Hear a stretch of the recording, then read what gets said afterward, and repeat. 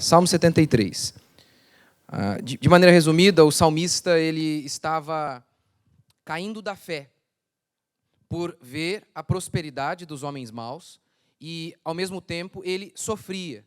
Então ele se perguntava: vale a pena ser bom num mundo em que parece que as pessoas más, elas apenas prosperam e os justos se dão mal? Esse é o resumo do Salmo. Vamos ler. Certamente Deus é bom para Israel, para os que têm coração limpo.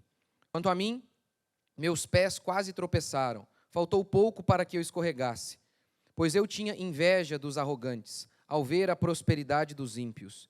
Eles não têm problemas, o corpo deles é forte e sadio, não passam pelas tribulações dos mortais, nem são afligidos como os demais homens. Por isso, a soberba é para eles como um colar no pescoço, a violência os cobre como um vestido. Os olhos deles cobiçam as riquezas. Do seu coração brotam fantasias, zombam e falam com malícia. Com arrogância fazem ameaças. Desandam a falar contra os céus, e sua língua percorre a terra. Por isso o povo se volta para eles e bebe à vontade de suas águas. Eles dizem: como Deus sabe? Por acaso o Altíssimo tem conhecimento? Os ímpios são assim, sempre seguros, aumentam suas riquezas. Por certo, é em vão que tenho mantido puro o coração e lavado as mãos na inocência. É inútil ser justo, pois todo dia tenho sido afligido e castigado a cada manhã. Se eu tivesse dito: falarei como eles, eu teria traído a geração de seus filhos.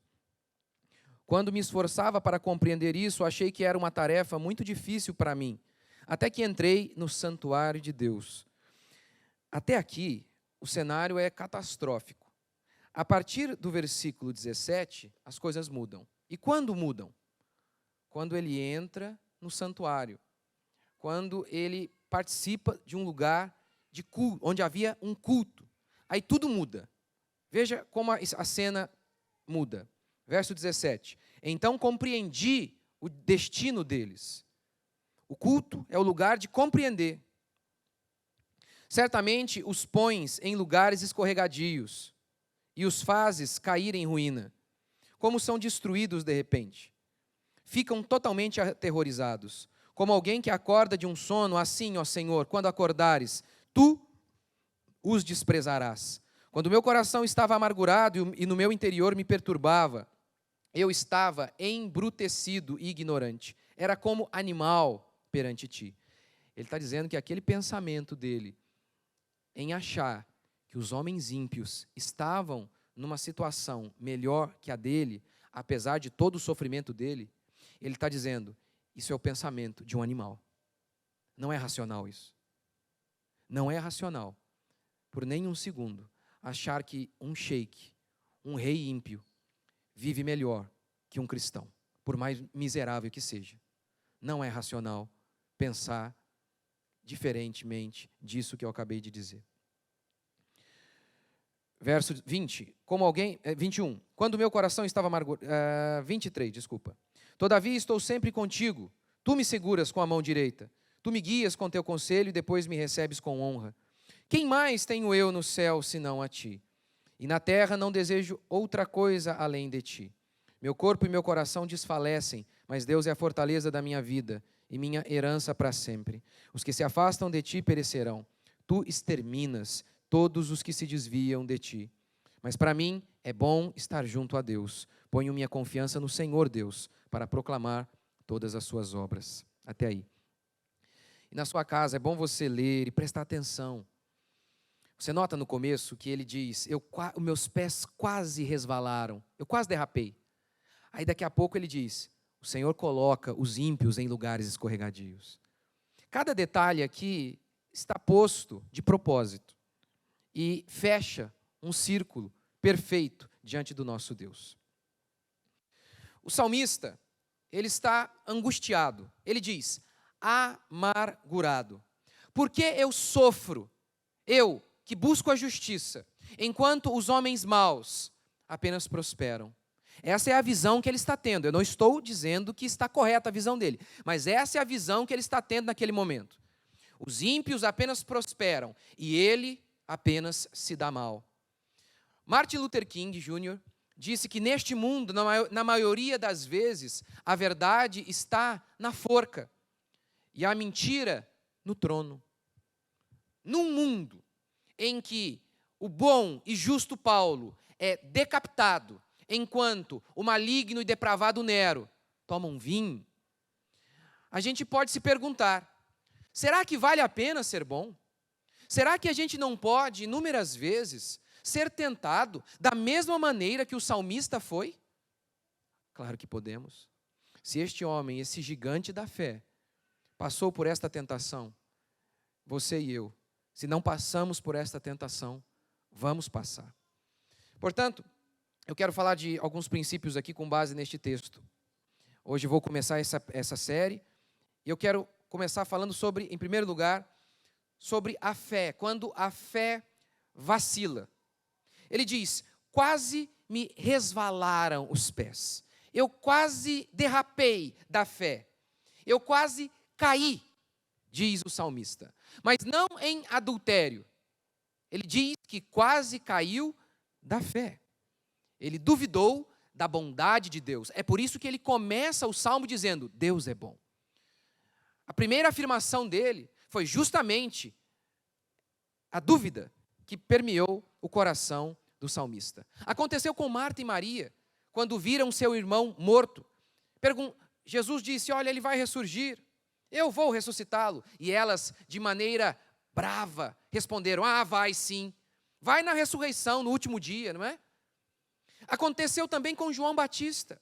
João Batista foi o homem que disse, este é o Messias, Deus me mostrou, Deus me deu um sinal inequívoco, que ele é o Messias, que Jesus é o Messias. Mas aí então João Batista, diz o texto, estava preso, justamente por falar a verdade, por anunciar Jesus Cristo, estava preso.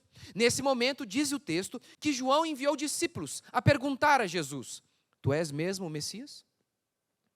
E aí então fica a pergunta, João estava com dúvida mesmo? Pela resposta de Jesus, parece que havia ali um coração angustiado. Porque Jesus diz, é claro que eu sou, vejam as obras que eu estou fazendo. E aí Jesus conclui, bem-aventurado aquele que não ver em mim motivo de tropeço. O João Batista, que havia declarado, ele é o Messias, agora que está em sofrimento, está quase tropeçando, resvalando em sua fé. O sofrimento, a dúvida, assolou até os gigantes da fé, levando-os à tentação maior de todas, a tentação da dúvida, da incredulidade. Porque essa queda, a queda da fé, ela é um efeito dominó. A pessoa está lá com raiva de Deus, está meio angustiado, com o coração amargurado, como o salmista estava, reclamando, dizendo, é justo isso, os homens maus prosperam, enquanto eu apenas tenho aflição. E ele fica com o coração amargurado. É nesse momento que esse efeito dominó começa a desatar, começa a desandar. Primeiro ele diz, quer saber? Estou bravo com Deus mesmo, vou me lambuzar no pecado. Muitas vezes, antes de cair no adultério, a pessoa cai da fé. Ele duvida. Desânimo, tristeza, ansiedade, podem ter lá no fundo uma origem na incredulidade. Quando você duvida que Deus ama você, que Deus controla você, que Deus é justo com você e com o mundo. É normal ficar triste quando você perde o emprego, normal. O problema é quando você diz, por que, meu Deus? O Senhor está comigo mesmo? Segundo, ele viu a aparente impunidade dos ímpios. No verso 3 em diante, ele vai descrevendo a vida dos ímpios. No verso 4 ele diz, eles são sadios, sempre sadios. Verso 6, são violentos. É claro que o que parece aqui é que ele está descrevendo aquela elite, aqueles reis, aqueles homens poderosos. São violentos, se vangloriam da violência, blasfemam contra Deus, dizem, Deus não está vendo. Dizem que não serão punidos, arrotam seus pecados. Será que o salmista está correto? Será que há mesmo isso? Dos crimes de guerra da Segunda Guerra Mundial, quase ninguém foi punido. Dos 6.500 soldados de Auschwitz, o campo de concentração mais famoso, onde milhares de judeus morreram injustamente, dos 6.500 soldados de Auschwitz, apenas 44 foram julgados. Ou seja, nem 10%. Nem 10%. Joseph Mengele, o médico, o anjo da morte, enviou centenas, milhares de pessoas à morte, fazendo experiências horríveis que ele chamou de ciência. Ele tinha fixação por gêmeos. Ele matava um gêmeo só para ver o irmão, para ver qual seria a reação do irmão. Arrancava os olhos das pessoas, de crianças, para avaliá-los. E injetava substâncias químicas nos olhos das crianças, das pessoas, para ver se mudavam de cor. Um absurdo. Mengele não foi punido por seus crimes, pelo menos não nesta vida. Morreu aqui no litoral, na praia. Tinha uma casinha na praia ali. Não foi para a cadeia. Pavelic foi responsável pelo Holocausto na Croácia, em 1959. Ele foi responsável pela morte de quase 300.000 pessoas. Ele também não foi condenado. Como escreve o historiador Jan Kershaw, ao final de sua biografia de Hitler, muitos dos que tinham uma maior responsabilidade conseguiram escapar sem castigo. Numerosos indivíduos que haviam desempenhado cargos de grande poder nos quais determinavam a vida ou a morte e que ao mesmo tempo encheram os bolsos através de uma corrupção sem limites, conseguiram evitar total ou parcialmente um castigo severo por suas ações. E, em alguns casos, conseguiram prosperar e triunfar depois da guerra. Esse é o relato de um dos biógrafos de Hitler.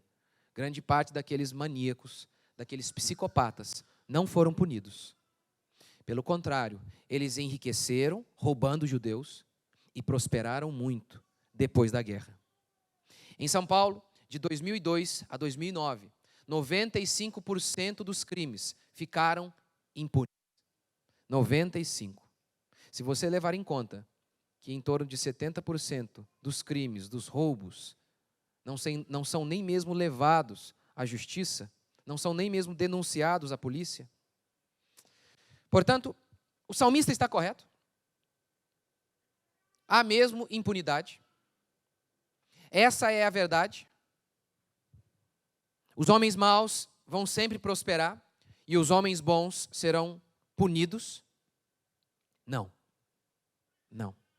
Tanto que ele se arrepende disso. Ele diz: eu estava enxergando o mundo de uma maneira animalesca, como um animal, um bruto, um irracional. Mas como ele muda a sua visão? Como ele se sara da angústia? Como ele se sara da inveja? Por estar com inveja das pessoas. Como ele se cura disso? Como ele se cura da incredulidade? Ele diz: quando eu entrei no templo. Eu entrei no templo e tudo começou a se resolver. Foi num lugar de culto que as mágoas foram saradas, que as feridas foram curadas, que os pecados foram expostos. É no lugar de culto que temos revelação, que temos a presença de Deus, que voltamos a enxergar de maneira correta, que voltamos a compreender a existência e a realidade da maneira correta. O cristianismo é muito mais do que um ajuntamento de regras. É um milagre de Deus invadir a sua alma, transformar você, sarar você.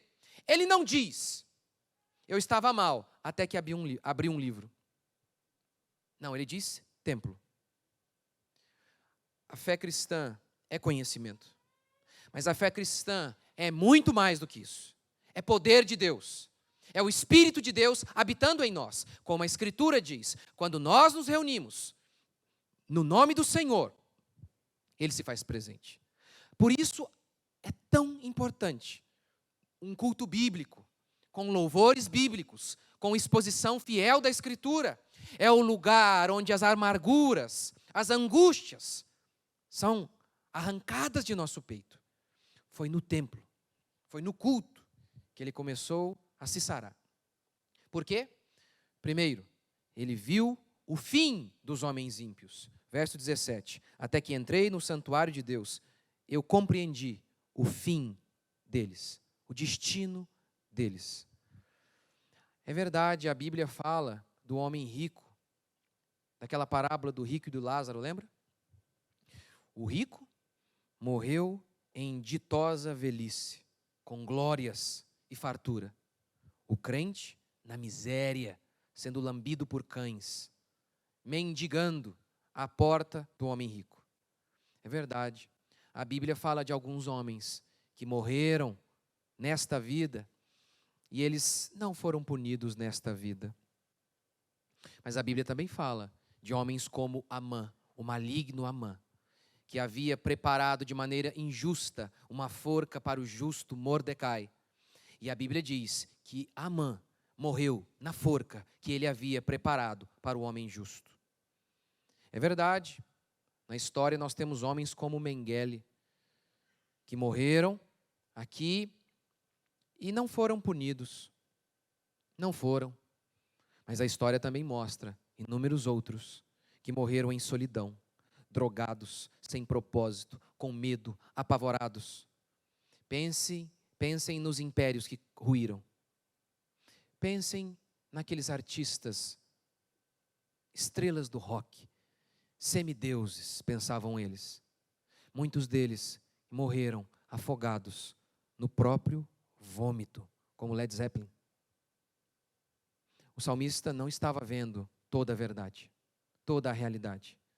Não é verdade que todos os ímpios terminam bem. Não, não é verdade. Não é verdade. E como ele mesmo disse, eu vi o fim dele, o fim deles. O fim deles não é apenas quando eles morrem. A própria parábola do rico e do Lázaro. Diz o texto que o rico morreu e não foi punido aqui. Até o fim de seus dias, ele tinha glória, fartura e status. Mas diz o texto que ele morre e instantaneamente, de um palácio, ele vai para o inferno. E ali, ele não tem uma gota de alívio. Ele fala, Abraão, peça que Lázaro molhe a ponta do dedo e me dê um pouco de alívio. E Abraão diz, não, nem uma gota de alívio para você. Em Daniel capítulo 12, versículo 2, o texto diz, muitos dos que dormem na terra ressuscitarão, uns para a vida eterna, outros para a vergonha e horror eterno.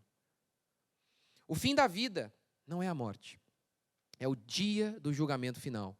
A Bíblia diz em Gênesis 18, 25, que Deus é o juiz de toda a terra. E em Atos capítulo 10, versículo 42, a Bíblia declara que Deus é o juiz de vivos e mortos. Vivos e mortos. Por isso eu disse agora há pouco, aqueles que morreram aqui, porque a Bíblia fala da segunda morte. A segunda morte é a morte eterna. Ele não começou duvidando da bondade de Deus? E por que ele duvidou da bondade de Deus? Porque ele acreditava que Deus não punia os homens maus. E ele disse, isso é irracional, isso não é verdade. Eu não estava enxergando as coisas da maneira correta. Os ímpios vão passar toda a eternidade. E não haverá um segundo em que eles encontrarão alívio. Um segundo sequer. Um segundo. Como ele pode dizer que Deus não está julgando os homens? Ele não estava vendo as coisas de maneira correta. Segundo, como ele se curou da inveja, de olhar os homens ímpios que prosperavam? Como ele se curou da angústia de ver que os homens maus prosperavam enquanto ele sofria? Como ele se curou? Segundo, ele viu que aquilo que ele tinha em Cristo era muito maior do que aquilo que ele não tinha nesta vida. Aquilo que ele tinha em Cristo era muito maior do que aquilo que ele não tinha na vida. A tentação dele não era, por que eles são tão ricos e eu tão miserável? Não era? Você notou o que ele disse aqui no final, no verso 25? A quem tenho eu, além de ti? Ele está falando de posse aqui. Oh, meu Deus, eu tenho o Senhor. Eu tenho. Tu me guias como um pai guia o seu filho. Eu tenho o Senhor. Essa era a angústia dele. Ele estava se considerando um miserável. Mas como um cristão que tem Cristo pode se considerar um miserável? Como o homem que possui a coisa mais cara e preciosa deste universo, Deus em seu peito, pode se considerar maldito, mesmo vivendo na miséria, mesmo vivendo como Lázaro, sendo lambido pelos cães, enfermo, pobre e miserável?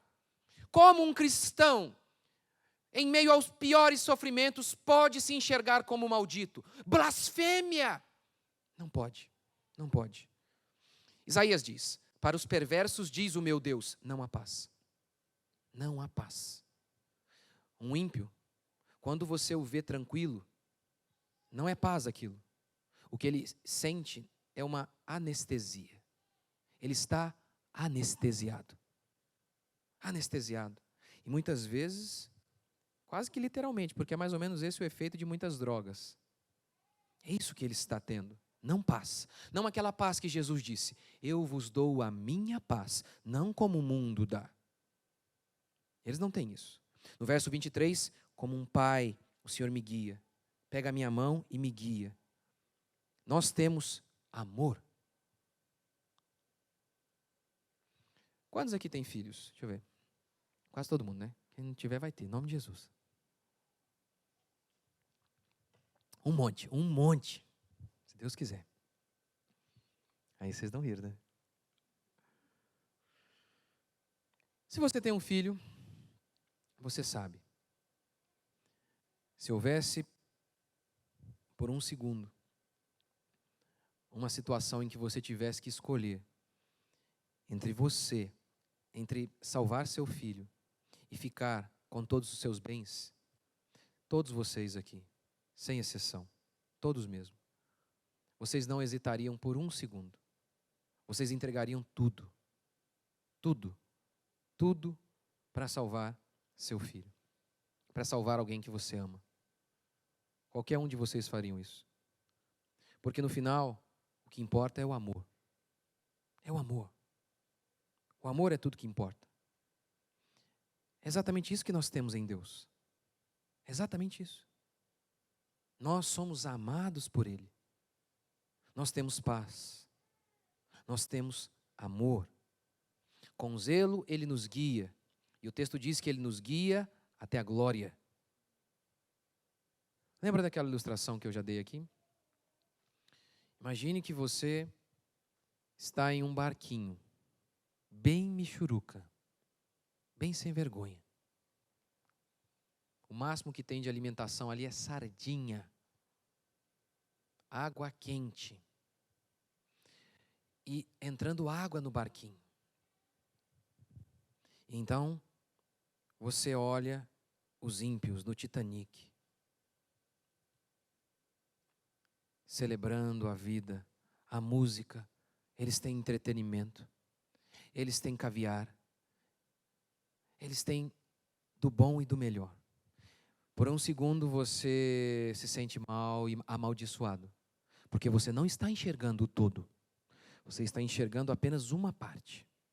Quando você então abre sua visão e você olha um pouquinho para frente, você vê ali um iceberg. Você sente inveja ou pena deles? Quando você olha um ímpio, no auge do ímpio, pode pegar um homem no seu auge, no ápice da glória, do poder e do prazer. E se você sente inveja dele, você não está vendo o todo. Logo ali, 2 segundos depois, eles vão se arrebentar. É compaixão que nós precisamos ter deles, não inveja. Eles não têm o que nós temos. Nós é que somos bem-aventurados. Nós é que somos benditos. Jesus não prometeu dinheiro, glória, status, fama e poder aos seus. Mas Ele prometeu amor, justiça, paz e glória eterna.